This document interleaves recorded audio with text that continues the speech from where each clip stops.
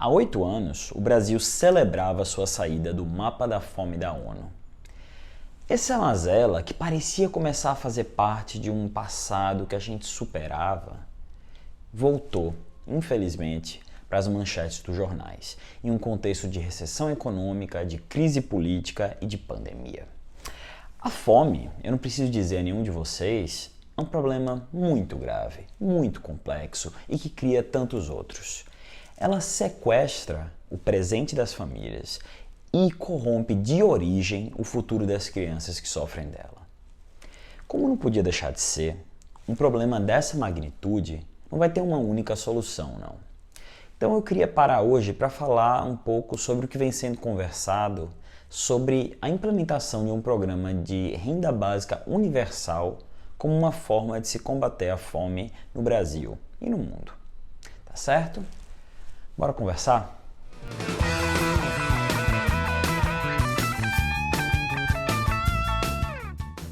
O Brasil tem hoje 33 milhões de pessoas sem ter o que comer diariamente. Esse número é o dobro do que em 2020 se estimava quando começou a pandemia. Em números absolutos, são desde aquela data 14 milhões de pessoas a mais passando fome no país.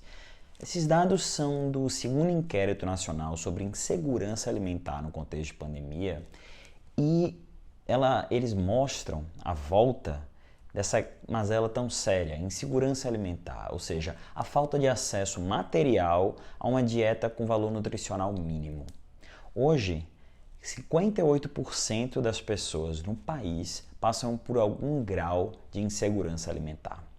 Esse é um problema de múltiplas causas. A gente pode falar de falta de acesso à moradia, de falta de acesso à saúde, a insumos básicos, a problemas logísticos, mas é impossível negar que a fome é diretamente correlacionada com pobreza.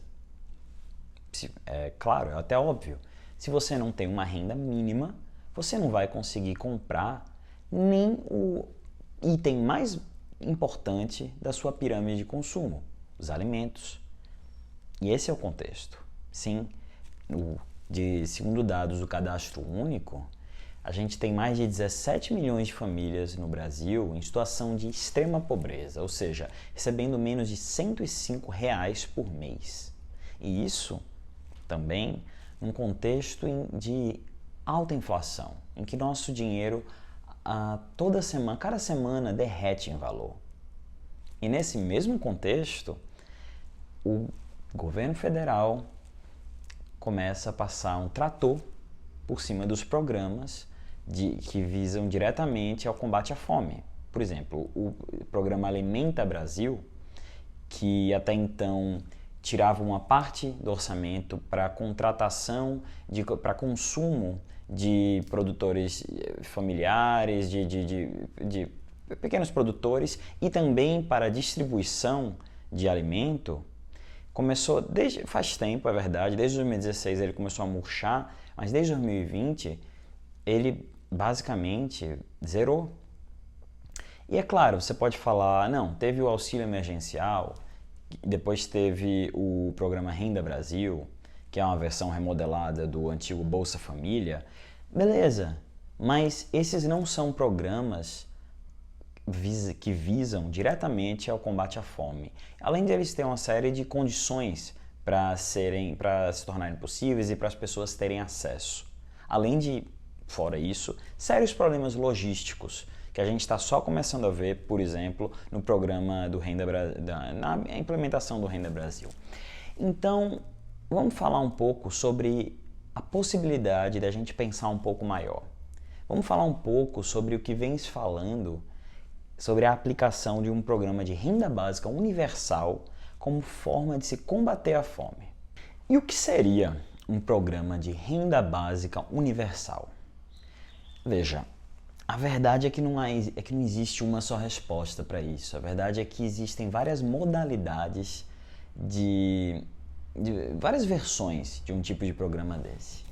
Mas os moldes gerais de um programa de renda básica universal são de que se trata de uma transferência de dinheiro universal, ou seja, para todos os habitantes de uma determinada comunidade, incondicional, ou seja, diferente do Bolsa Família, em que você tem que receber a família até uma renda tal e tem que colocar a criança na escola, até matriculada, entre outras coisas. Ela não tem nenhuma condição para isso. Ela é periódica, de tanto tempo, pode ser mensal, pode ser anual. E ela é individual, ou seja, ela não é para os lares, ela é para o indivíduo. Como, por exemplo, o Bolsa Família é para residências. Essa, no caso, uma renda básica universal, seria direcionada aos indivíduos. E eu sei, assim, essa ideia não é nova não é uma coisa New Age agora que a gente está começando a falar, não. Assim, em 1516, Thomas More, em sua Utopia, eu sei, piada é pronta, mas numa obra, na sua mais notória obra, ele já propôs essa ideia, pelo menos o esqueleto dessa ideia. E eu sei que também é fácil você pensar que se trata de uma ideia comunista, estatista, que é claro que é te mudar dinheiro. Nossa, passou acho que um gavião lá fora. Mas que é muito fácil você pensar em dar dinheiro para todo mundo e estabelecer com uma canetada o paraíso humano sobre a Terra, mas essa não é o caso, porque até, por exemplo, Friedrich Hayek, o notório liberal, ele propõe a ideia de transferência de um valor mínimo às pessoas para que seja possibilitada a sua sobrevivência. Porque ele achava, e eu acho que é sensato pensar isso, que se você não tem nenhum mínimo, como é que você vai ser livre para exercer a sua vida? Então, essa ideia, que já é em seu conceito é antiga, ela ganhou força nas últimas décadas e veio de forma mais pragmática, sendo discutida como uma forma de debelar a automação. Por exemplo, todo esse medo de que as máquinas, os robôs vão começar a fazer todas as funções que nós fazemos e não vai sobrar emprego para ninguém. A renda básica universal é uma forma, é uma das ideias que circulam sobre uma forma de você continuar a vida em sociedade quando as máquinas tomarem os nossos empregos. Mas com a pandemia, desde 2020, vem assim tomando forma também um debate sobre o estabelecimento de uma renda universal básica como forma de você se contrapor a choques inesperados, como a pandemia ou catástrofes climáticas. E só para bater no ponto de que isso não é uma invencionice riponga e utópica, o candidato Andrew Yang, que hoje em dia que era democrata, mas hoje em dia está independente, ele concorreu nas prévias democratas em 2020, tendo a renda básica universal de $1.000 por americano como uma de suas principais plataformas.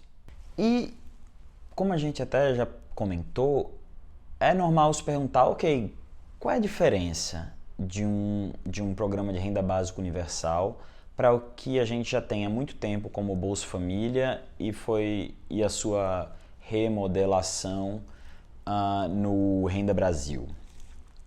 Bom, a forma desses programas é diferente e talvez o próprio objetivo. O Bolsa Família ele tem como princípio programático acesso à educação, saúde e moradia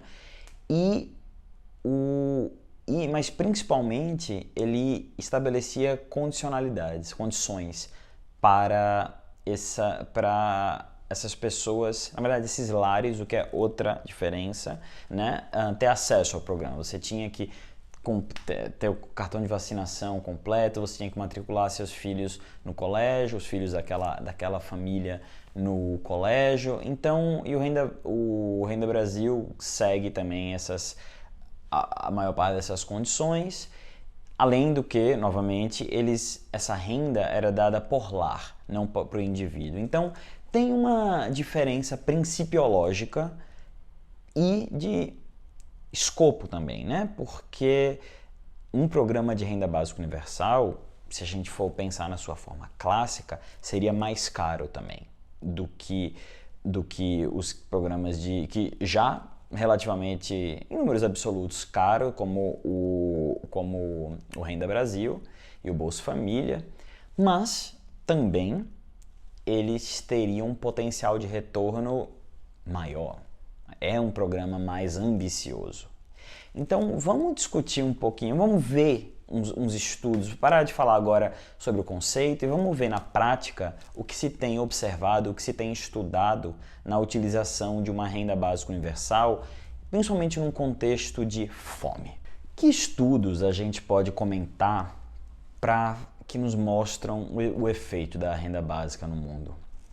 É complicado, porque, por exemplo, o Laboratório de Renda Básica da Universidade de Stanford, ela tem um mapa ali mostrando 103 estudos no mundo sobre renda básica universal, só que a maioria em países desenvolvidos como Estados Unidos, Canadá, Finlândia, e mesmo os que são em países na África, eles têm mais de renda básica do que de universal, o que tem seu mérito e é todo um outro assunto para ser falado, mas não ajuda a gente muito, né? Porque novamente, é um estudo tão complexo e tão ambicioso que se a gente não trouxer o máximo possível para as nossas características, não quer dizer nada se deu certo no Alasca, onde na verdade tem um programa bem sucedido de renda básica lá.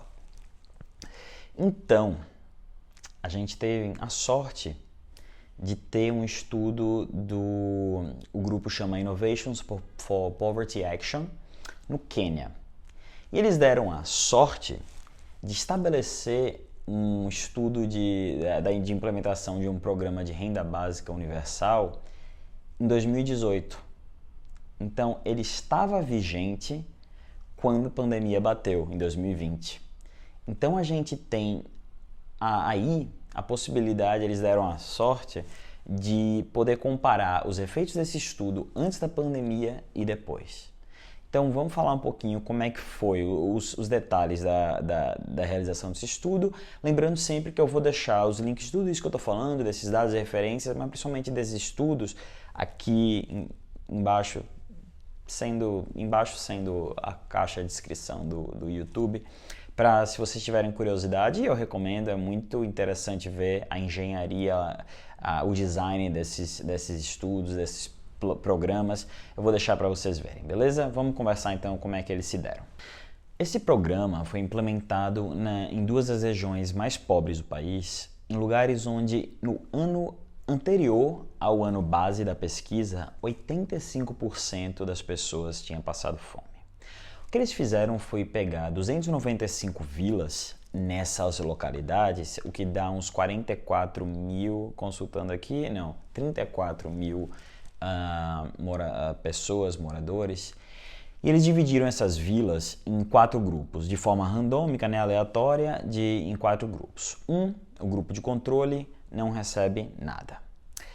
Outro é o de longo prazo, ou seja, cada pessoa naquela região vai ficar recebendo por 12 anos 75 centavos de dólares, que foi a estimativa por dia.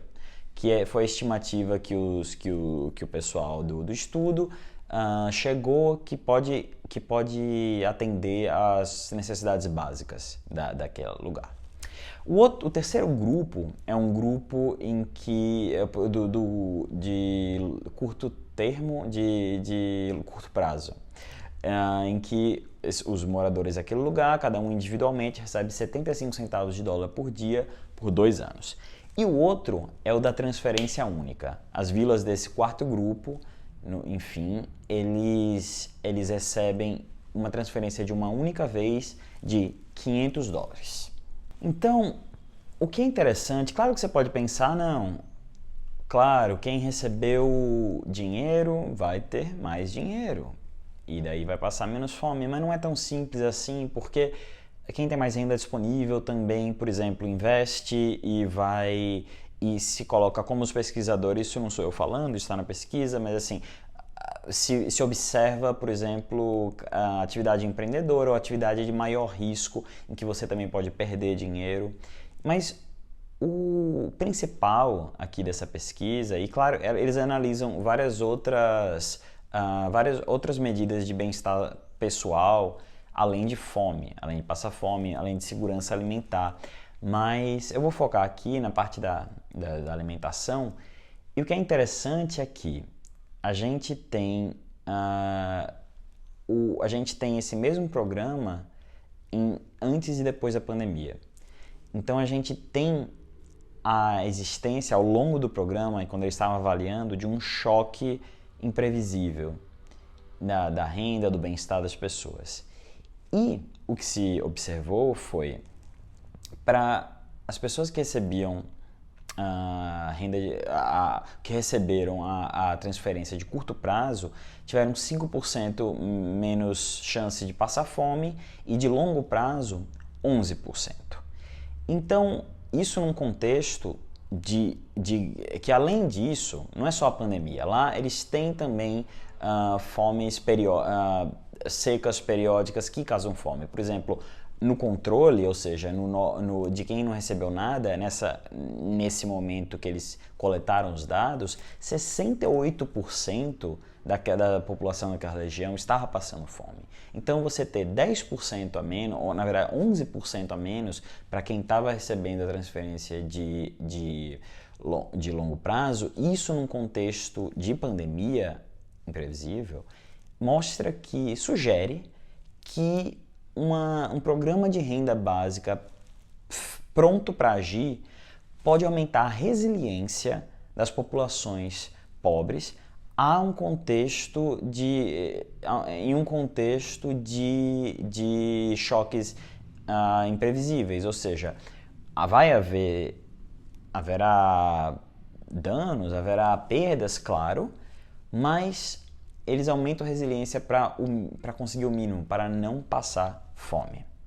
Nesse sentido, é interessante também a gente conversar sobre um estudo na Bolívia, que, se ele não é rigorosamente um programa de renda básica universal, ele conversa um pouco com as circunstâncias do que a gente viu agora no Quênia. E o programa que foi estudado chama o Renda Dignidade. É um programa já estabelecido na Bolívia que distribui $50 para todo cidadão com mais de 60 anos. Então, o que aconteceu foi que esse programa já existia antes da pandemia, e os dados foram coletados, o estudo foi feito sobre esse programa no começo ali da pandemia, onde na Bolívia 45% das famílias perderam um emprego, onde 18% dizia passar fome, onde mais de 50% fecharam algum empreendimento familiar ali.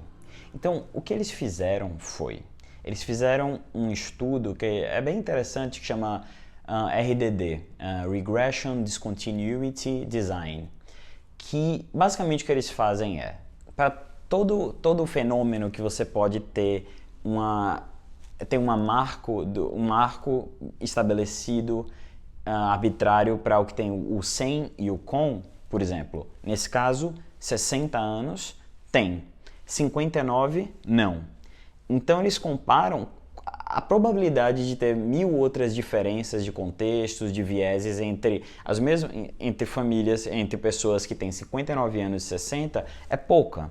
Então o que eles fizeram foi comparar entre pessoas que estavam logo ali na base, logo antes de poder ser beneficiário do programa, e pessoas que logo depois de terem se tornado beneficiários do programa. Então é uma boa comparação, porque se a gente for comparar, todo mundo que recebe com quem não recebe, a gente vai estar comparando pessoas de 80 anos com pessoas de 25. Então o efeito do programa vai estar absolutamente diluído no meio de todas as outras diferenças de circunstâncias que esses dois grupos de pessoas já têm entre si.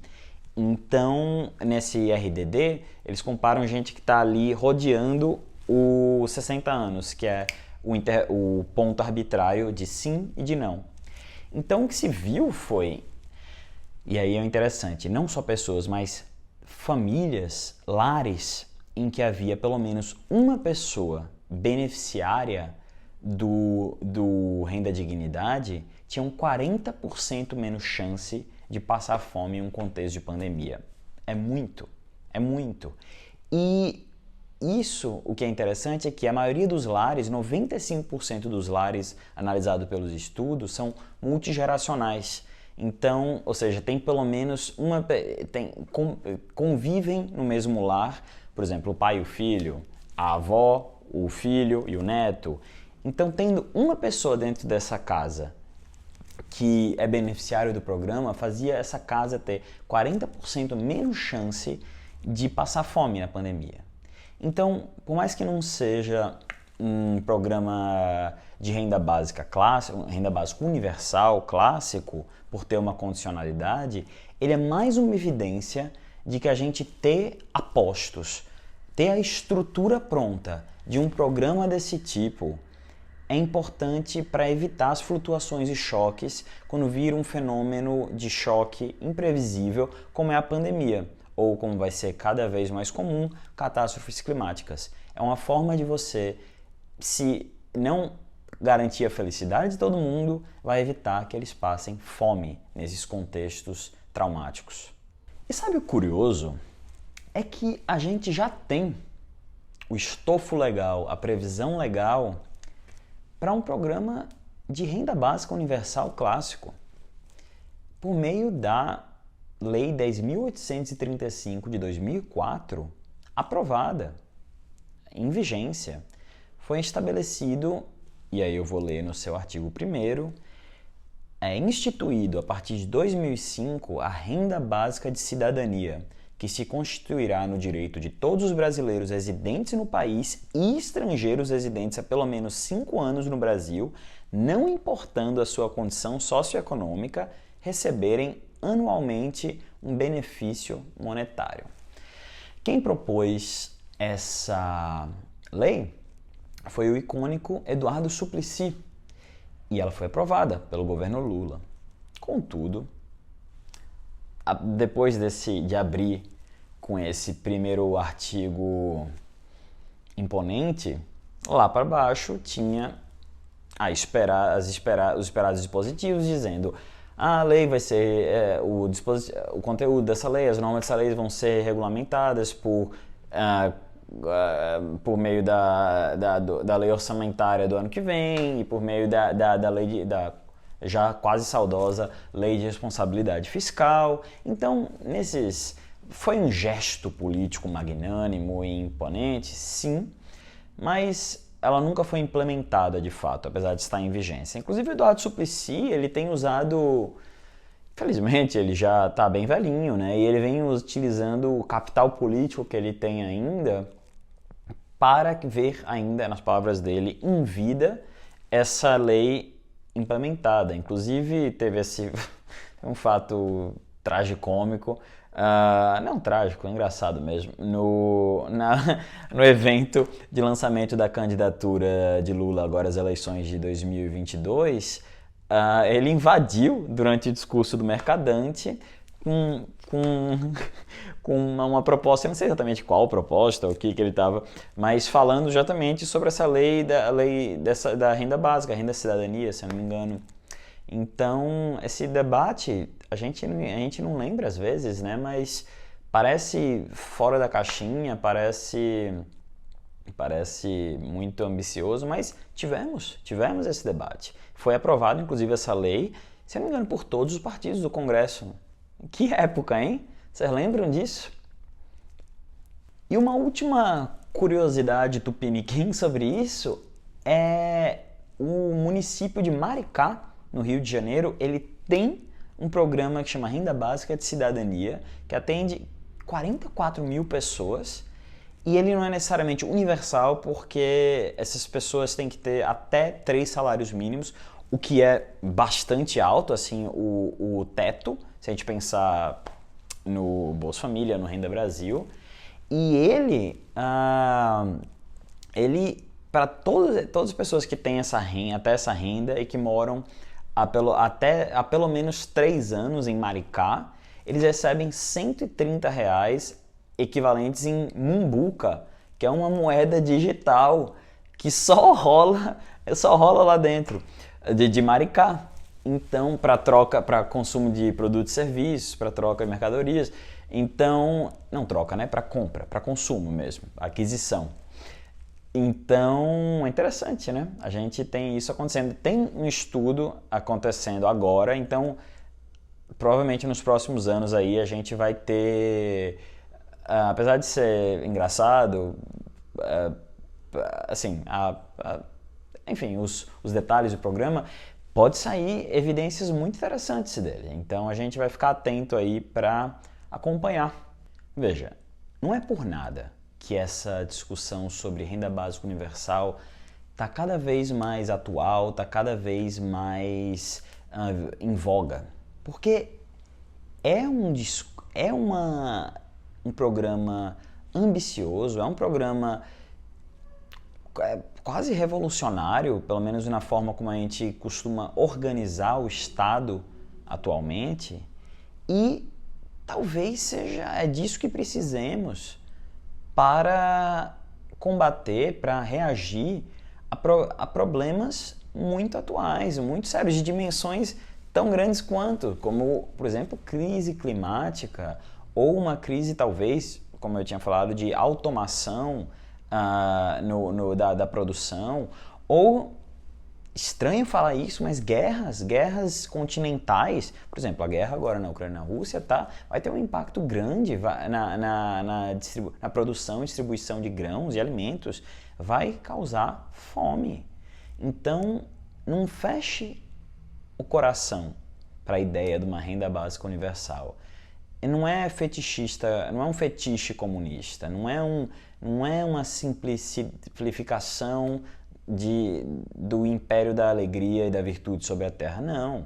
Eu sei que se você, como eu, desconfia de soluções excessivamente estatistas, é estranho a ideia de simplesmente distribuir dinheiro para todo mundo. Mas a gente está entrando em uma época em que as nossas soluções ortodoxas têm se mostrado insuficientes, para dizer o mínimo. Então, é para se discutir um plano, um programa ambicioso desses e que tem o potencial de trazer retornos sociais e fiscais muito relevantes, muito significativos. Contudo, também não é uma panaceia, não é a solução de nossos problemas todos. Não, inclusive o Laboratório de Renda Básica de Stanford, ele diz isso, assim, há muito mais para ser estudado. A gente não tem ainda o estudo, a avaliação de uma renda básica universal de longo prazo. A gente não tem ainda o estudo do custo-benefício, que é sim uma questão, que é sim, a gente não pode ser irresponsável também. A gente não tem um estudo de um custo-benefício e da comparação de custo-benefício entre uma renda básica universal e diferentes sistemas de bem-estar social, de assistência social, de previdência social em diferentes lugares, em países desenvolvidos e em desenvolvimento. Contudo, pelo que a gente conversou aqui, dá para dizer que existem evidências suficientes para se sugerir que ter ao menos o esqueleto normativo de um programa desses em vigência, pronto para ser engatilhado, é importante para situações como o que a gente está vivendo agora, situações de flutuações, de choques imprevisíveis. E para que a gente não tenha que, cada vez que a gente lide com uma, infelizmente, cada vez mais comum perspectiva de catástrofe, que milhões e milhões e milhões e milhões de pessoas, de brasileiros, passem fome. Então, o que vocês acham? O que eu disse aqui, você continua, você acha absurdo? Você acha que eu não fui ambicioso o suficiente? Você acha que não é o bastante? Comenta, critica, me dá suas impressões, porque a gente está aprendendo junto aqui e a gente precisa conversar, tá bom? Obrigado, dá o seu like, comenta, compartilha e a gente se vê logo mais.